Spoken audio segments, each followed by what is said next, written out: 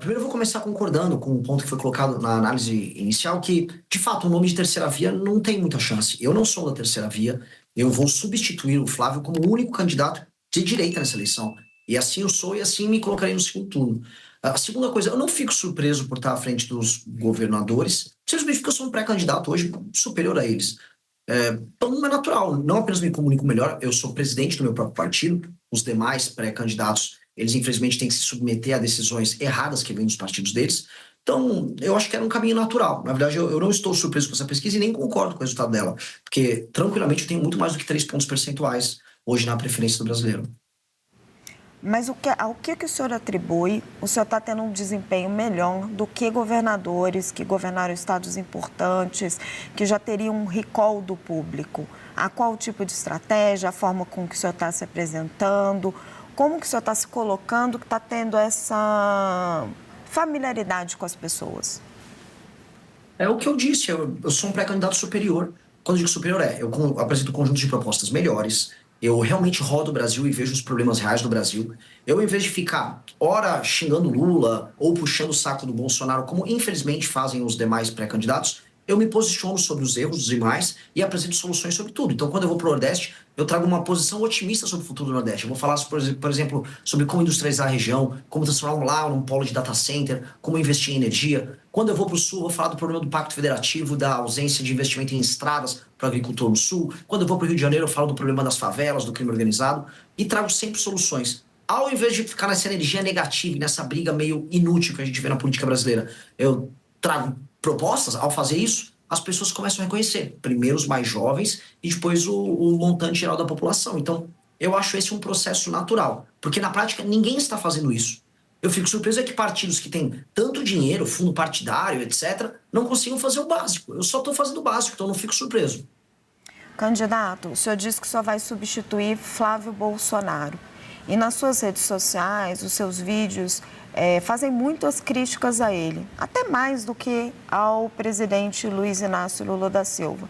Por que o senhor acha que só é um candidato melhor do que Flávio Bolsonaro? Eu não estou envolvido em escândalo de corrupção e eu tenho proposta. É muito, muito simples. Ao não andar no jatinho voar caro, ao não ter, sei lá, parceiros meus que praticam rachadinha, ao não me envolver com o Bacelar, com o TH Joias, eu me torno uma pessoa, do ponto de vista ético, muito diferente dele. E eu não fujo de apresentar propostas, mesmo quando elas são impopulares.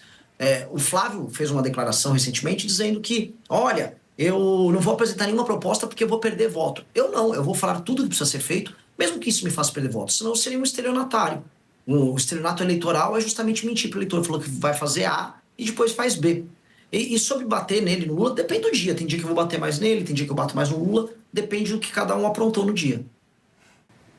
Candidato, o senhor já disse que é um admirador de Javier Milei. Por quê? Porque o Javier Milei, ele foi muito sincero no processo eleitoral argentino em falar que eles precisariam fazer reformas muito duras e que as supostas políticas sociais que encheram o Estado argentino de gastos não funcionavam e que quebraram a Argentina. E ao falar isso, ao invés de ficar contratando um marqueteiro para enganar o eleitor com palavra bonitinha, ele cativou os eleitores para uma causa. Portanto, ele, enquanto presidente, está representando uma causa, que ele chama de enfrentamento à casta dos políticos e aos gastos exagerados. E ele começou a apresentar seus primeiros resultados, como queda de inflação, redução do déficit na Argentina, que é absurdo, e começar a apontar, a boas expectativas em termos de crescimento econômico lá. Então eu admiro esse tipo de coragem que ele teve. Acho uma coragem realmente admirável e eu gostaria que os pré-candidatos do Brasil adotassem essa postura de falar a verdade, doa quem doer. O senhor tem ideias econômicas muito consistentes, candidato, mas, por exemplo, o seu projeto de desfavelização, como que o senhor financiaria ele? Duas maneiras. A partir do momento que a gente reduz as despesas do governo, o governo pode montar um programa de investimento em infraestrutura que inclua esse processo de desfavelização. O segundo é um modelo de leilão reverso, igual já existem em outros setores da economia brasileira, chamando a iniciativa privada para participar disso. E como? Selecionando as áreas que participariam do Programa Nacional de Desfavelização, primeiro retirando de lá o crime organizado, e ali você montar verticalização onde é necessário verticalizar, recuperação das habitações pré-existentes se tem como recuperar, criação de áreas comuns, como praças e áreas comerciais e treinamento, inclusive, para as pessoas trabalharem nessas áreas comerciais próximas, tudo financiado em parceria com a iniciativa privada, de modo a criar bairros funcionais. Com base nisso, e aumentando a capacidade de investimento do Estado brasileiro, a gente consegue mudar essa principal chaga do Brasil. Todo mundo sabe que viver em favela é muito ruim para as pessoas que moram lá. E só, sei lá, artista e intelectual acha bonito. Então, nós vamos enfrentar esse problema e, do ponto de vista econômico, isso vai se tornar uma solução e não um problema. Eu não estou falando em torrar dinheiro num programa que para muita gente é inútil porque tem gente que acha bonito favela. Eu estou falando em algo que vai integrar as pessoas e aumentar a produtividade daquelas pessoas das favelas, porque ao serem tratadas com dignidade, terem um bairro bom para morar, elas vão trabalhar melhor, produzir mais, estudar, porque no fundo elas estão sendo respeitadas como cidadãos. Vitória. Essa última parte, para candidato que o senhor falou de retirar, por exemplo, o crime das favelas, a gente sabe que é um problema bastante difícil de se resolver. Muitos diferentes governos, tanto nacional quanto governos estaduais, não conseguiram fazer isso. Como que o senhor pretende fazer isso? E só mais uma pontuação em relação aos gastos, né? Porque o senhor fala de diminuir gastos do governo, mas a gente sabe que boa parte dos gastos hoje são despesas obrigatórias, estão completamente amarradas na máquina pública e até mesmo vinculadas à Constituição. Como que o senhor pretende também fazer isso? Contar com o Congresso também para modificar a Constituição? Com certeza. E começa por aí mesmo. Inclusive, para eu já citar um exemplo do Milei na Argentina, para não parecer que eu estou enrolando alguém com isso, nós já protocolamos a PEC, que é uma PEC de ajuste fiscal, protocolada pelo deputado Kim Kataguiri, está no Congresso Nacional na fase de coleta de assinaturas, e lá nós temos todas essas alterações na Constituição para acabar com certas vinculações e indexações que fazem com que o orçamento estoure. E eu tenho como obrigação convencer o Congresso Nacional a votar isso ainda este ano. Ou seja, venci a eleição em outubro, em novembro e dezembro eu tenho que trabalhar com o Congresso para fazer essa transição. Sobre o processo de desfavelização e enfrentamento ao crime organizado, veja, nunca de fato o governo brasileiro tentou. Desde a redemocratização, desde 88, não há um trabalho coordenado para destruir o crime organizado no Brasil. A gente teve alguns trabalhos dos governadores. Houve o projeto, por exemplo, das UPPs no Rio de Janeiro. Mas as UPPs, do que adiantava você fazer, por exemplo, a ocupação militar da favela, se a continuidade do crime se dava através das legislações brasileiras, tanto de processo penal, lei de execução penal e de código penal, que são frouxas e brandas no combate ao crime. As penas brasileiras são baixas em geral. Também não há um estatuto, né, do ponto de vista jurídico, especial para o membro da facção criminosa. Logo, ser membro de uma facção não torna, por exemplo, um bandido diferente ou muito diferente de um bandido comum. E aí isso gera um incentivo para o funcionamento do crime organizado. Por isso que as UPPs no Rio de Janeiro não funcionaram. Não dá para fazer ação isolada, vai ter que ser uma ação integrada com o governo federal, quase entendida como uma guerra contra o crime, nesse meu ponto, entendida como uma guerra contra o crime, para acabar com os caras de cabo a rabo. E tem que ser isso, de cabo a rabo. Tem que ser pela primeira vez, desde que o Brasil tem a Constituição recente, de 88, um compromisso do governo federal em erradicar o crime organizado. Pré-candidato, o senhor tem falado um pouco sobre o problema do crime organizado, que está muito em evidência. Agora, eu queria saber como que o senhor pensa que seria mais eficaz esse combate ao crime organizado, se o senhor concorda com essa classificação dos Estados Unidos em relação ao PCC e o Comando Vermelho como organizações terroristas. E também o senhor tem falado um pouco sobre como resolver o problema do Rio de Janeiro, especificamente. Eu queria que o senhor comentasse um pouco sobre esses pontos. O enfrentamento ao crime organizado no Brasil, ele sempre foi feito de maneira fracionada. Nunca houve uma estratégia de enfrentamento. Pro espectador que está nos assistindo, existem dois modelos de facção criminosa no Brasil. Um modelo eu chamo de modelo horizontal. Por que horizontal? Porque você olha no mapa e eles estão lá. É a ocupação territorial que, por exemplo, o Comando Vermelho faz, o bonde dos malucos, são os nomes horrorosos, faz em certas regiões na Bahia.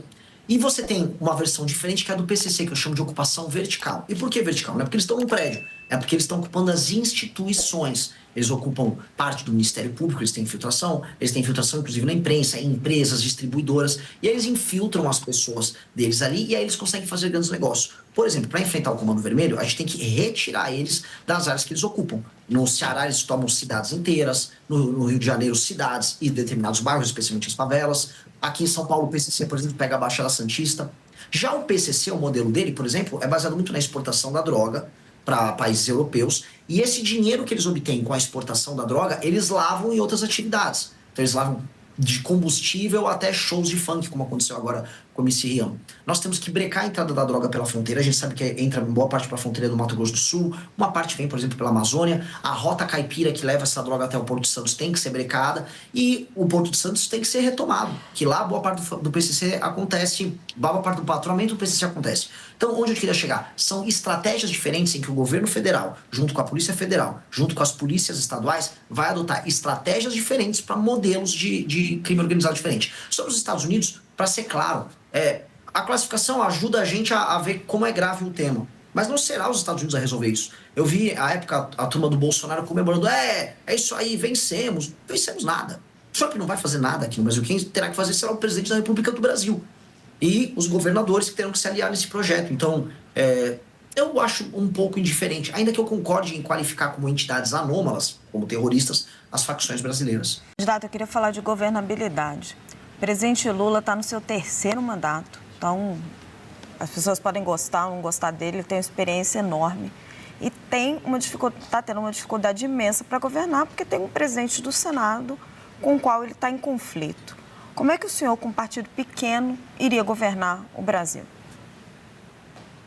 O presidente Lula, quando a gente olha em perspectiva, ele tem uma fama, ele era um grande articulador, porque ele nunca executou.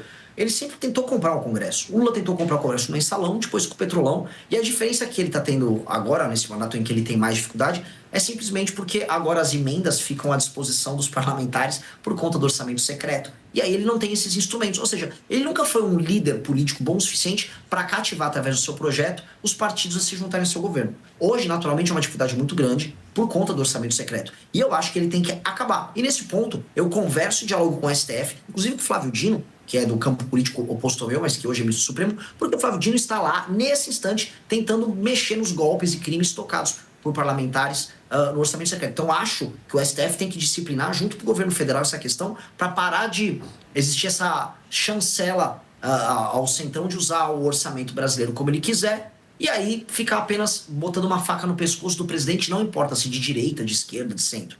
Essa é a primeira coisa, nós temos que disciplinar essa questão do orçamento. Segundo, eu vou fazer composição. O que eu não vou fazer é toma lá da cá. E eu vou compartilhar o lucro político das vitórias nossas. Ou seja, se os governadores participarem e com as bancadas estaduais participarem da minha vitória na desfavelização e no combate ao crime, eu entrego a vitória política de mostrar essa conquista para todo mundo. Não tem problema nenhum. O que eu não vou entregar é vitória econômica, vitória financeira, entregar ministério de porteira fechada para as outras pessoas fazerem negócios, como acontece com uma tradição em Brasília. Se, entendam, você mesmo citou, se eu fui eleito um partido que foi criado há 6, 7 meses atrás e venci as eleições, significa que o que eu digo é tão importante que o brasileiro falou, coloquem ele lá para mudar essa relação. E eu vou chegar lá para estabelecer uma nova relação.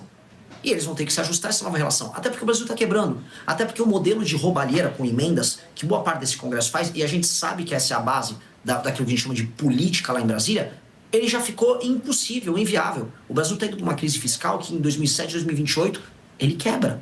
E aí, eles são o carrapato no boi. O carrapato está matando o boi. E o carrapato no Brasil até tem uma consciência. Às vezes ele acorda e ajuda em umas reformas. Aconteceu isso na reforma da Previdência, nas reformas do governo Temer, aconteceu no governo de Itamar. Então, assim, chegou o momento da gente botar a consciência no carrapato e depois disciplinar o carrapato para ele parar de sugar tanto o sangue do boi, que infelizmente é o Brasil. O Brasil está indo para uma crise fiscal que em 2007, 2028, ele quebra. E aí, eles são o carrapato no boi. O carrapato está matando o boi. E o carrapato no Brasil até tem uma consciência. Às vezes ele acorda e ajuda em umas reformas. Aconteceu isso na reforma da Previdência, nas reformas do governo Temer, aconteceu no governo de Itamar. Então, assim, chegou o momento da gente botar a consciência no carrapato e depois disciplinar o carrapato para ele parar de sugar tanto o sangue do boi, que infelizmente é o Brasil. Candidato, para a gente fechar, o senhor está aparecendo como o outsider dessa campanha, né? A surpresa da campanha. Alguns comparam o senhor a Pablo Marçal, que foi a surpresa da campanha à Prefeitura de São Paulo. O senhor aceita essa comparação ou repudia? Raquel, gosto tanto do seu trabalho, nunca te fiz nada, me comparar com esse cara. É uma pergunta legítima. Eu não estou comparando, eu estou dizendo que a comparação é feita. O senhor aceita ou repudia? Não apenas repudio, né? E, obviamente, isso não tem nada a ver com a realidade, né?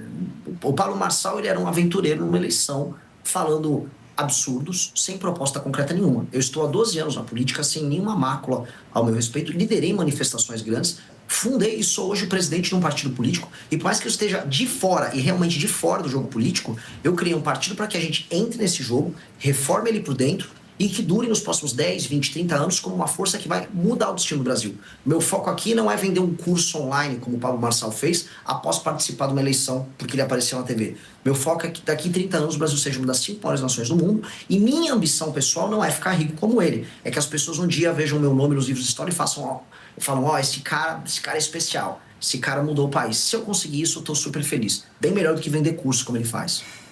Quero agradecer